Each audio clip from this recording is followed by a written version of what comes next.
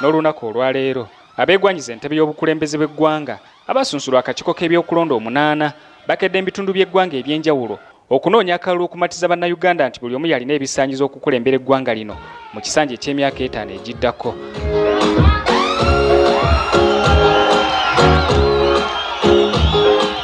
Akutte ebbendera y'ekibiina ky'NRM era omukulembeze w'eggwanga General Yoweri Kaguta Museveni olwaleero akalulu akanoonyereza mu disitulikiti 2 okuli Madi Okollo ne disitulikiti ya Arua.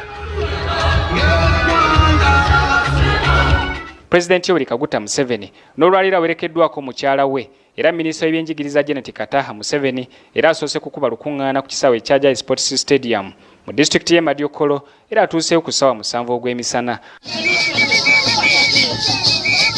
Tusaba nti mu kampeyini zino nga bwe twewaddeyo okumuwa akalulu ng'abantu ng'abakyala nnyo we are looking at 85%. Naye waliwo empisa egamba nyabo 85% ntono tuwa 90.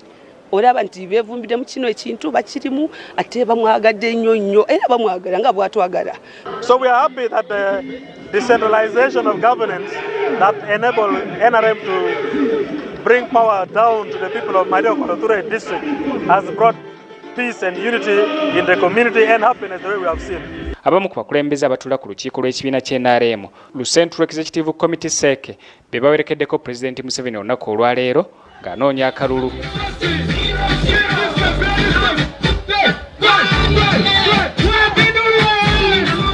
The people of Madi Okollo, while you are away, they say they will give you 100%, especially after being an in-law in this area. They are happy they have an in-law who is a president of Republic of Uganda. Amyuka ssentebe w'ekibiina ky'NRM omukyala era Speaker Parliament Anita Amongo agambye nti Pulezidenti Museveni yakyalina obusobozi bwonna okukulembera eggwanga lino olw'obukulembeze bwe obwesigika. The issue of hospitals, the issue of schools, and also empowering the women and the youth. That's why they should vote for him. And because of what he has really done for this country, President Museveni is giving hope to everybody. Abakulembeze mu disitulikiti eno baliko ensonga ez'enjawulo ze bajjukiza omukulembeze gwanga okubakolerako naddala nga bamaze okumuyiira akalulu. So we must address this issue of poverty. Poverty creates a cyclical event. There's a multiplier effect on health. There's a multiplier effect on a poor education. Even if you have electricity in the villages, when you are poor, you will not enjoy that electricity because you cannot connect.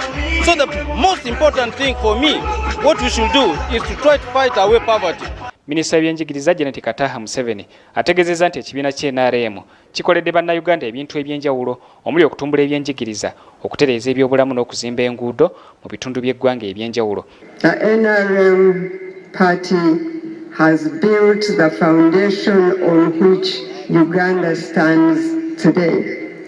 Our children go to school, the people who are sick have hospitals.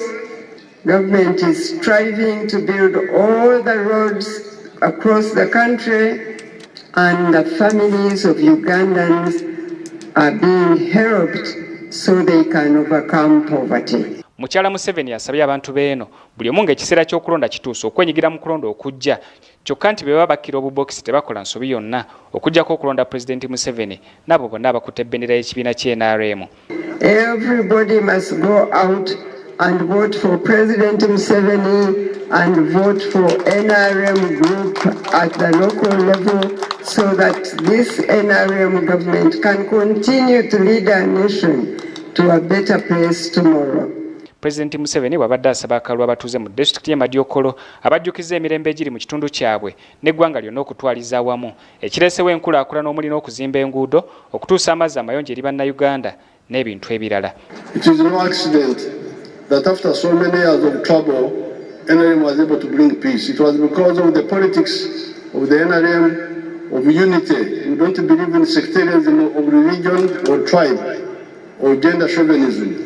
So when we come together in election time, we come together to say thank you to the government of NRM for what it has done so far, and we want to give it all the support it needs as the people of Uganda. Pulezidenti asuubiza nti kavuna bannayuganda baddamu ne bamulonda agenda kulwanyisa enkola ey'abakulembeze mu masomero ga gavumenti abakyalina omuze ogw'okuggyako abayizi ensimbi. Since 1996, my intention has been to provide free education for the children who go to government schools. Because I am aware that many parents cannot afford. That's why the children drop out. But some of the stakeholders did not understand this, so they did not implement it.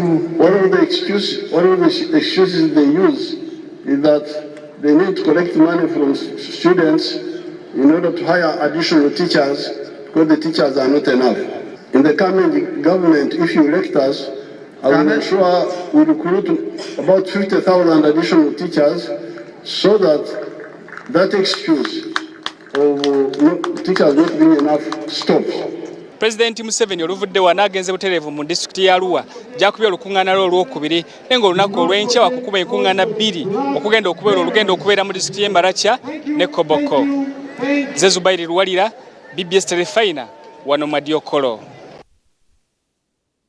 Webale Azzeemu Olwaleero ate ye president w'ekibiina kya National Unity Platform NUP Robert Kyagulanyi Ssentamu asinzidde Butebo ne Budaka n'asaba abaayo nti balonde ye ku